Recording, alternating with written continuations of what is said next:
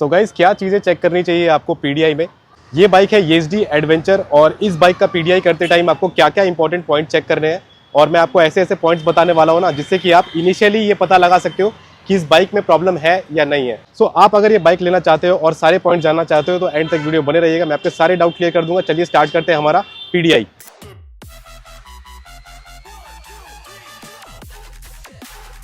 तो सबसे पहला पॉइंट होगा इसका ओडोमीटर रीडिंग। यहाँ पे आ जाएंगे, मीटर में चेकआउट करिए। यहाँ से देखिए इसका मीटर जब ऑन होगा ना तो आपको चेक कर लेना है कि जहाँ पर भी इसका डिजिटल कंसोल दिया हुआ ना वहाँ पे ना सारी चीज़ें इल्यूमिनेट अच्छे से होनी चाहिए। अब इसका ओडोमीटर रीडिंग अगर हम चेक करेंगे ना तो यहाँ देखिए 4.7 किलोमीटर शो कर रहा है। ठीक है, तो मेरे हिसाब से गाइस देखिए अगर 15 किलोमीटर तक भी रहेगा ना तो आपका काम चल जाएगा। 15 किलोमीटर से ऊपर इसकी रीडिंग नहीं रहनी चाहिए। सो इसके पीछे रीज़न ये होता है कि गोडाउन से शोरूम का डिस्टेंस बहुत ज़्यादा नहीं होता है, ज़्यादा से ज़्यादा 8-10 किलोमीटर से ऊपर नहीं होता है। और सर्विस सेंटर पे अगर बाइक जाती है ना तो मैक्स टू मैक्स 15 किलोमीटर, उसके ऊपर ये बाइक नहीं चली होनी चाहिए। तो ये चीज़ आपको ध्यान में रखनी है। और बाकी सारी चीज़ें जो मैंने बताई कि इंस्ट्रूमेंट क्लस्टर अगर आपका डिजिटल है ना या फिर एनालॉग है, यहाँ पे सारे नोटिफिकेशन जो आ रहे हैं सब कुछ यहाँ पे विजिबल होने चाहिए अच्छे से। ये सारे सिंबल्स पे भी नज़र डालनी है कि ये सारे सिंबल जो यहाँ पे दिए हुए हैं ना ये ब्लिंक भी कर रहे हैं या नहीं कर रहे हैं। जैसे कि आपको ये इंडिकेटर देख सकते हैं यहाँ पे ब्लिंक कर रहा है कि नहीं। आप बाइक स्टार्ट करके देखो। तो गाइस देखिए मैंने बाइक स्टार्ट की और देखिए लाइट ऑन करने पे ना ये देखिए ये ब्लू कलर का ऑन हो रहा है। वैसे ही आपको सारी चीज़ें चेक कर लेनी है। ये कूलेंट तो अभी ग्लो नहीं होगा, बाकी ये ट्रैक्शन कंट्रोल ग्लो होगा। एंड देन ब्लूटूथ कनेक्टिविटी है तो ब्लूटूथ का सिंबल आ रहा है कि नहीं, ब्लूटूथ कनेक्शन हो रहा है प्रॉपर्ली, नहीं हो रहा है, वो सारी चीज़ें चेक करनी है। तो इंस्ट्रूमेंट क्लस्टर पे पहले आपको फोकस करना है और उसके बाद आपको ध्यान देना है हेडलाइट्स पे। हेडलाइट चेक करना है, इंडिकेटर चेक करना है। अब देखिए ऑन करने के बाद ना आपको लो बीम, हाई बीम सब कुछ चेक कर लेना है, पास वगैरह सब कुछ चेक कर लेना है। तो देखिए यहाँ पे ना सारा लाइट अच्छे से इल्यूमिनेट हो रहा है, कहीं पर भी कुछ प्रॉब्लम नहीं लग रही है। अभी मैं इंडिकेटर दे के देखता हूँ। देखिए इंडिकेटर मैंने दिया, इंडिकेटर लेफ्ट का ऑन हो रहा है, राइट का भी ऑन हो रहा है यहाँ पे। और अगर मैं हैज़ार्ड दूं तो देखिए हैज़ार्ड यहाँ पे ऑन हो रहा है। देखिए दोनों इंडिकेटर यहाँ पे ऑन हो रहा है। पीछे आ जाएंगे तो पीछे से भी आप एक बार चेक कर लीजिए, यहाँ पे ना दोनों इंडिकेटर्स ब्लिंक होने चाहिए। हैज़ार्ड में बंद कर देता हूँ यहाँ पे और इंडिकेटर ऑन करके देखता हूँ। देखिए लेफ्ट का ऑन किया, उसके बाद राइट का ऑन किया, दोनों भी अच्छे से ब्लिंक हो रहे हैं। और पीछे का आप टेल लाइट चेकआउट करिए। मैं यहाँ पे ब्रेक दबा रहा हूँ, देखिए टेल लाइट इल्यूमिनेट हो रहे हैं यहाँ पे, तो टेल लाइट में भी कोई इशू नहीं है। एंड गाइस अगली इंपॉर्टेंट चीज़ आपको पेंट वर्क चेक करना है, स्क्रैचेस वगैरह चेक करना है। फाइबर का पार्ट हो गया, मेटल का पार्ट हो गया, कहीं पर भी स्क्रैचेस नहीं है और कहीं से भी ना डिसलोकेशन नहीं होना चाहिए, कहीं से भी पार्ट हिला हुआ नहीं होना चाहिए। तो सबसे पहले इस बाइक में चेक करेंगे। देखिए फ्रंट का पार्ट है ना, यहाँ देखेंगे पूरा फाइबर का मिल जाता है, ये पार्ट अलग से अटैच है तो इसको थोड़ा सा हिला करके देखना है। कहीं से भी ना आपको ये हिला हुआ नहीं दिखना चाहिए, कहीं से भी डिसमेंटल नहीं हुआ होना चाहिए। और ये जो ग्रिल है ना, ग्रिल देखिए आप, इसको आप अच्छे से चेक करिए कि ग्रिल लगा भी है या नहीं लगा है। ठीक है, दोनों साइड से आप प्रोविजन चेक करिए, यहाँ से चेक करिए, यहाँ से चेक करिए। सब कुछ मुझे यहाँ पे अच्छे से फिट दिखाई दे रहा है। और यहाँ पे देखिए ऊपर का जो विंडशील्ड है इसको भी आपको चेक करना है। इसके एक एक नट, बोल्ट एंड स्क्रू आपको चेक करने हैं। आप चाहे तो अपने फ्रेंड को भी साथ में लेके आइए और दोनों मिलकर आप पीडीआई कर सकते हो, ताकि कोई पॉइंट कोई चीज़ आपसे मिस ना हो जाए। और यहाँ पे आ जाएंगे ना, इसका मडगार्ड चेक करिए। नीचे आप देखोगे तो इसका मडगार्ड यहाँ पे कहीं से भी इसका गेटर्स वगैरह लगे हुए हैं, ये कहीं से भी निकले नहीं होने चाहिए। ये वाला प्रोविजन है ना, ये कहीं से ढीला नहीं होना चाहिए। यहाँ आ जाएंगे, आप पीछे आ जाएंगे तो इंजन पे कहीं से भी आपको स्क्रैच मार्क नहीं दिखना चाहिए। स्पेशली जो स्क्रैच मार्क आने के चांसेस होते हैं ना वो यहाँ पे होते हैं, इंजन के इस पार्ट में आता है और हैंडल के यहाँ पे आता है। ठीक है, बाइक जब गोडाउन से लाते हैं, ट्रक से वगैरह उतारते हैं ना तो यहाँ पे स्क्रैच आने के बहुत ज़्यादा चांसेस होते हैं। अब फुट पैक आपको चेक करने हैं, ये कहीं से टूटा नहीं होना चाहिए, कहीं से लूज नहीं होना चाहिए, ये सब कुछ ठीक है। यहाँ आ जाएंगे तो साइलेंसर भी एक बहुत इंपॉर्टेंट चीज़ होती है, जो कि बाइक को ट्रक से उतारते टाइम, चढ़ाते टाइम यहाँ पे स्क्रैचेस लग जाते हैं। तो यहाँ पे मुझे कुछ नहीं दिख रहा है स्क्रैच। पीछे आ जाएंगे तो देखिए ये वाली पर्टिकुलर बाइक में ना ये चीज़ ऑलरेडी फिटेड आ जाती है, तो यहाँ पे भी मुझे कहीं स्क्रैच नहीं दिख रहा है। पेंट वर्क मुझे कहीं से प्रॉब्लमेटिक नहीं दिख रहा है। पीछे आ जाएंगे, पीछे का फाइबर का पार्ट चेक करिए, ये थोड़ा सा चल जाएगा, इन्होंने कुछ पेंसिल से किया हुआ है। और यहाँ देखेंगे ना, ऊपर आ जाएंगे तो यहाँ देखिए ये छोटा सा इन्होंने पीछे का बैक रेस्ट दिया हुआ है, इसका स्क्रू चेक करिए, कहीं से भी लूज नहीं होना चाहिए, यहाँ पे कोई स्क्रैच नहीं होना चाहिए। पेंट वर्क आप चेक करिए।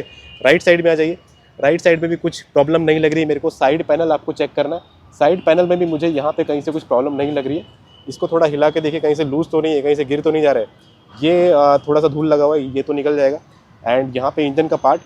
और एक इंपॉर्टेंट चीज़, ये जो प्रोविजन होता है ना, गियर का प्रोविजन, ब्रेक का प्रोविजन, कहीं से भी मुड़ा नहीं होना चाहिए। क्या होता है कई बार बाइक गिर जाती है, बाइक गिरने के बाद ये जो होता है ये प्रोविजन अंदर चला जाता है। ठीक है, अंदर चला जाएगा या फिर इसका रबर निकल जाएगा या फिर स्क्रैच वगैरह आ जाएगा। तो दोनों साइड आपको प्रॉपरली चेक करना है, दूसरी बाइक से कंपेयर करके चेक करना है कि ये बाइक गिरने के कारण कहीं ये लूज तो नहीं हो गया या फिर अंदर बेंड तो नहीं हो गया। ये अंदर का पार्ट है, लेकिन इसको आपको अच्छे से चेक करना है कि ये डायमंड कट में जो दिया हुआ है ना, ये कहीं स्क्रैच तो नहीं है। हॉर्न देखेंगे तो इसका हॉर्न साइड में आता है, बहुत सारी बाइक्स में सामने आता है, तो हॉर्न भी आप एक बार चेक कर लीजिए, कहीं से कुछ हिल तो नहीं रहा है।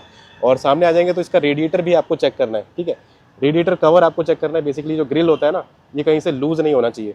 एंड देन आपको टैंक चेक कर लेना है। टैंक पे ना कहीं पर भी स्क्रैच नहीं होना चाहिए। देखिए टैंक जो होता है ना सबसे ज़्यादा वल्नरेबल पार्ट होता है और इस पे हाथ वगैरह लगता रहता है, स्क्रैच वगैरह लगता रहता है ना। ये कैप अच्छे से लगा होना चाहिए। आगे का पार्ट जो है ना ये फाइबर में जो दिया हुआ है ये कहीं से भी हिल नहीं रहा होना चाहिए।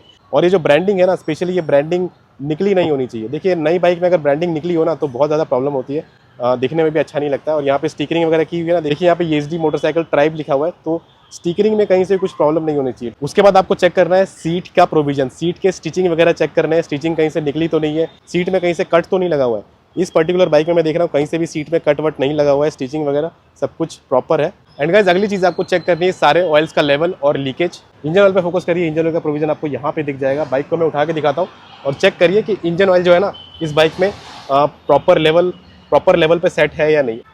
सो देखिए यहाँ पे आपको इंजन ऑयल दिख जाएगा, ओके। और यहाँ पे उसी के नीचे आप कूलेंट चेक करिए। आपकी बाइक में जहाँ पे भी कूलेंट है ना तो यहाँ देखेंगे तो यहाँ पे ग्रीन कलर का कूलेंट आपको दिखेगा, तो यहाँ पे देखोगे तो कूलेंट अभी मिनिमम पे है, ठीक है। तो ये चीज़ आपको देखनी है कि कूलेंट जो है ना वो मिनिमम के ऊपर होना चाहिए। तो इस बाइक में ना हमें कूलेंट फिल करवाने की ज़रूरत है। अब देखेंगे पीछे का ब्रेक ऑयल का लेवल, ये देखिए पीछे जो कंटेनर आता है ना ब्रेक ऑयल का, इसमें आपको चेक करना है कि कहीं ये कम तो नहीं है। अभी ये फुल है, ठीक है। अभी इसको ना बहुत अच्छी तरीके से देखना पड़ता है, जूम करके तो ही दिखता है। ये अभी फुल है तो ब्रेक ऑयल अच्छे से यहाँ पे डला हुआ है। और सामने आ जाएंगे तो सामने का ब्रेक ऑयल का प्रोविज़न यहाँ पे दिया हुआ है। तो यहाँ से ना ये जो ब्रेक ऑयल का जो कंटेनर है ना यहाँ से आपको छोटा सा प्रोविज़न दिया होता है। यहाँ से आप चेक कर सकते हो कि ये ब्रेक ऑयल फिल है या नहीं। अगर लीकेज आपको दिख रहा है तो आप शोरूम में बता सकते हो, वो आपको ठीक करके दे देंगे। अब बात करते हैं मेन इंपॉर्टेंट पॉइंट की, विन नंबर, ठीक है। इसका जो चैसी नंबर है यहाँ पे लिखा रहता है और मोस्ट ऑफ द बाइक्स का यहाँ पे ही रहता है। यहाँ देखेंगे तो ये बड़ा बड़ा यहाँ पे लिखा हुआ है, यहाँ पे स्टिकर भी लगा हुआ है। तो यहाँ पे आपको 10th and 12th digit check करना है। यहाँ देखेंगे यहाँ से स्टार्ट करेंगे तो 10th डिजिट आता है T, तो T मतलब 2026 होता है। और 12th वाला चेक करेंगे तो A आएगा, तो A मतलब जनवरी होता है। दैट मीन्स ये बाइक जनवरी 2026 की मैन्युफैक्चर है, तो लेटेस्ट बाइक है ये। देखिए मेरे हिसाब से 6 महीने से पुरानी नहीं होनी चाहिए। 6 महीने तक का स्टॉक ठीक है, और वो भी अगर अगर आपको 6 महीने पुरानी बाइक दी जा रही है तो आपको हर चीज़ चेक करनी है जो मैंने PDI में बताई। अगर आपको थोड़ा सा भी लगता है कि कलर में कुछ प्रॉब्लम है, स्क्रैच वगैरह लगा हुआ है, तो आप बाइक लेने से मना कर दो। आप बोलो कि मुझे लेटेस्ट मैन्युफैक्चर बाइक ही चाहिए। एंड गाइज अगली चीज़ आपको चेक करनी है, बाइक से कुछ वियर्ड नॉइस तो नहीं आ रही है। आपको सिंपली कुछ नहीं करना है, बाइक को स्टैंड से उठाना है, ठीक है। स्टैंड से उठाने के बाद आपने जब स्टैंड से उठा ही लिया है तो स्टैंड का प्रोविज़न भी आपको चेक करना है कि प्रॉपरली स्टैंड फिट है या नहीं। यहाँ देखेंगे ना, तो देखिए स्टैंड को मैं नीचे कर रहा हूँ और स्टैंड को मैं ऊपर कर रहा हूँ, ठीक है। कहीं से भी लूज़ नहीं होना चाहिए और बाइक का वेट आते ही कोई आवाज़ नहीं आनी चाहिए, ओके। अब मैं इस पर बैठ के दिखाता हूँ आपको नॉइज़ कैसे चेक करना है। आपको सिंपली ये सस्पेंशन चेक करना है कि सस्पेंशन से कोई वियर्ड नॉइज़ तो नहीं आ रही है, रियर वाले सस्पेंशन से। और सामने वाले भी आपको थोड़ा सा प्रेस करके चेक करना है। या प्रेस करोगे तो आपको समझ में आ जाएगा कि कोई वियर्ड नॉइज़ सामने से नहीं आनी चाहिए। अब इसके बाद आपको क्या करना है, बाइक को आगे पीछे करके देखना है। देखिए मैं इसको पीछे कर रहा हूँ ना, तो ये मैं इसलिए कर रहा हूँ ताकि डिस्क पैड से कोई आवाज़ तो नहीं आ रही है, ब्रेक घिसने की आवाज़ तो नहीं आ रही है। कभी कभी क्या होता है ना, वो डिस्क और ब्रेक के बीच में डिस्टेंस नहीं होता है, ठीक से सेटिंग नहीं होती है तो आवाज़ आती है। सो इस बाइक को मैं पीछे कर रहा हूँ ना, तो मुझे कहीं से कोई आवाज़ नहीं आ रही है, कोई ब्रेक घिसने की कोई वियर्ड नॉइज़ मुझे नहीं आ रही है। अब मुझे क्या करना है, बाइक को स्टार्ट करना है, ठीक है। स्टार्ट करके फर्स्ट गियर लगाना है, उसके बाद थोड़ा पिकअप लेके देखना है एंड ब्रेक, ठीक है। Pickup and break, okay, break. ये चीज़ आपको फ्रंट ब्रेक के साथ भी करनी है, रियर ब्रेक के साथ भी करनी है। आपको ब्रेक लगा के देखना है, ब्रेक से कोई वियर्ड नॉइस नहीं आनी चाहिए। तो इतना करने से आपको समझ में आ जाएगी कि ब्रेक में कुछ प्रॉब्लम नहीं है, ब्रेक के प्रोविजन में कहीं से भी कुछ इशू नहीं है और ब्रेक कहीं से भी लूज नहीं है, कहीं से कोई वियर्ड नॉइस नहीं आ रही है। सो गाइस अगली चीज़ आपको चेक करनी है बाइक के इलेक्ट्रिकल्स और इसके सारे स्विचेस अच्छे से काम कर रहे हैं कि नहीं। स्विचेस जो है ना यहाँ पे जो लेफ्ट साइड में दिए हुए हैं, आपको सब प्रेस करके देखना है कि इसमें जो फंक्शन दिए हुए हैं ना, कौन से स्विच से क्या फंक्शन है। आप देखेंगे यहाँ पे आपको समझ में आ जाएगा। अगर मैं मोड का बटन प्रेस कर रहा हूँ तो यहाँ पे देखिए ये चेंज हो रहा है, ओके। अगर मैं एस का बटन प्रेस कर रहा हूँ तो देखिए क्या चेंज हो रहा है, ठीक है। दैट मीन्स ये काम कर रहा है। ये अप डाउन का की आपको चेक करना है कि ये काम कर रहा है कि नहीं। ये इंडिकेटर का स्विच काम कर रहा है कि नहीं, यहाँ से कोई इसके ऑपरेशन में कोई प्रॉब्लम तो नहीं है। ये हॉर्न का स्विच काम कर रहा है कि नहीं। यहाँ आ जाएंगे राइट साइड में, तो ये देखिए ये किल स्विच है, ये प्रॉपर वर्क कर रहा है कि नहीं। और यहाँ पे ये हैज़ार्ड का स्विच है, यहाँ पे सेल्फ स्टार्टर का स्विच है। अब इसके वायर्स वगैरह चेक कर लीजिए, पास से देखेंगे ना, जहाँ से भी इसके वायर गया हुआ है, ओके। यहाँ से देखेंगे तो यहाँ से जो वायर निकला हुआ है, यहाँ से जो वायर निकला हुआ है ना, कहीं से भी वायर लूज़ नहीं होना चाहिए, कहीं से भी वायर ना कटा नहीं होना चाहिए। देखिए थोड़ा सा मुझे दिख रहा है लेकिन इसका प्रोविजन ही ऐसा है। तो अनटिल एंड अनलेस वायर में कोई कट नहीं हो, वायर कहीं से निकला नहीं हो, तब तक आपको टेंशन लेने की ज़रूरत नहीं है। ये देखिए यहाँ पे ना ये USB पोर्ट दिया हुआ है, USB port and type C port दिया हुआ है। अब ये दोनों पोर्ट काम भी कर रहे हैं कि नहीं, ये भी आपको चेक करना है। आपको फ़ोन चार्ज करके देखना है कि ये काम भी कर रहा है कि नहीं। उसके बाद आपको वायर्स के साथ साथ होजेस भी चेक करने हैं, जो ब्रेक के जो होजेस होते हैं ना, आप पास से दिखाएंगे, देखिए ये यहाँ से आया हुआ है, ठीक है। जहाँ से भी ये वायर गया हुआ है ना, कहीं से भी ये प्रोविज़न कहीं से भी लूज़ नहीं होना चाहिए, वायर कहीं से कटा नहीं होना चाहिए। यहाँ पे जो ABS के वायर्स होते हैं ना, देखिए यहाँ से आया हुआ है, ठीक है।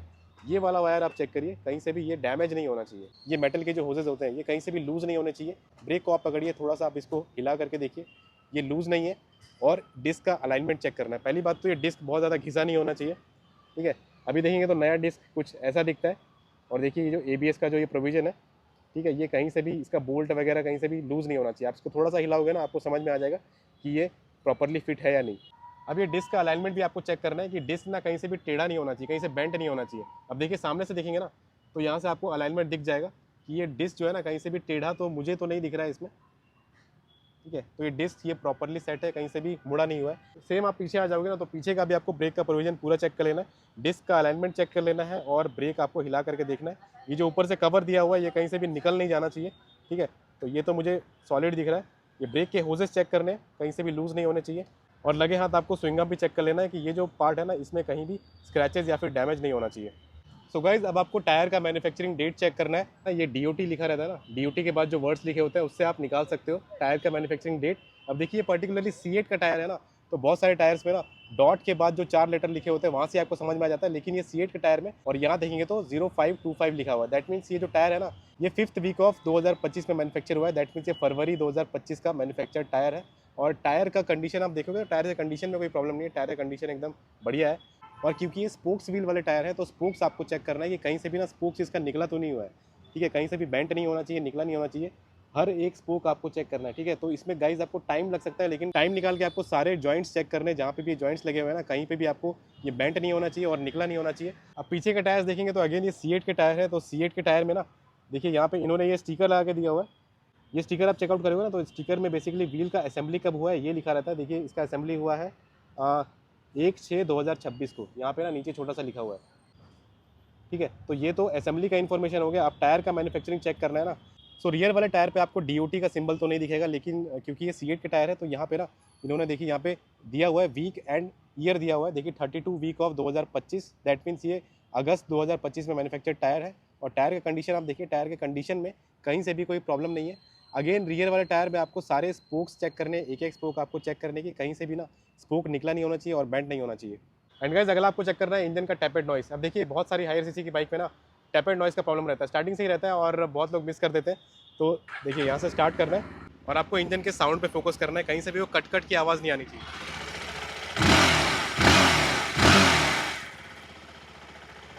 अब आपको एग्जॉस्ट का साउंड भी एक बार चेक कर लेना है, कहीं से भी कोई वियर्ड नॉइस एग्जॉस्ट से नहीं आनी चाहिए।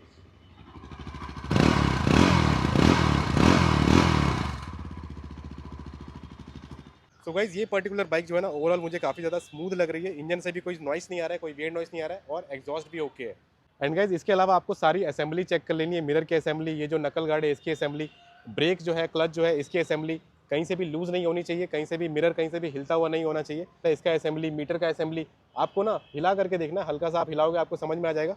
ये जो दोनों पार्ट है ना, ये जो स्विचेस के पार्ट है, इसको हिला करके देखना, कहीं से भी ये हिलना नहीं चाहिए।